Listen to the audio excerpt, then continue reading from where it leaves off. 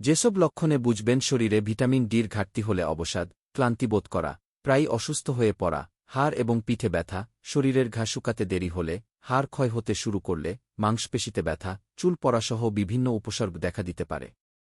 দীর্ঘদিন ধরে শরীরে ভিটামিন ডির অভাব দেখা দিলে হাড়ের মারাত্মক ক্ষতি হয়ে যায়। চিকিৎসকের মতে শিশুদের ক্ষেত্রে ভিটামিন ডি এর অভাবে নরম হাড় ও রিকেট রোগ দেখা দেয়। প্রাপ্তবয়স্কদের ক্ষেত্রে শরীরে ভিটামিন ডি না গেলে অস্টিওমেলাসিয়ার মতো রোগ হয়, যা পরে ভয়ঙ্কর আকার ধারণ করে।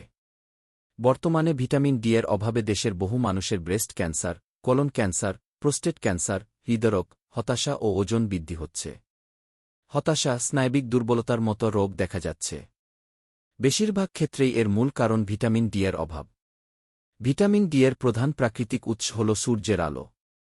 সূর্যের আলোর উপস্থিতিতে রাসায়নিক বিক্রিয়ার মাধ্যমে ত্বকের এপিডার্মিসের নিচের স্থানে কোলিক্যালসিফেরলের সংশ্লেষণের মাধ্যমে ভিটামিন ডি তৈরি হয়। খাবারের থেকে ভিটামিন ডি পেয়ে থাকি আমরা। হাড়ের গঠন ঠিক রাখার জন্য আমাদের শরীরে ভিটামিন ডির খুবই প্রয়োজন। হাড়কে ক্যালসিয়াম যোগায় এই ভিটামিন।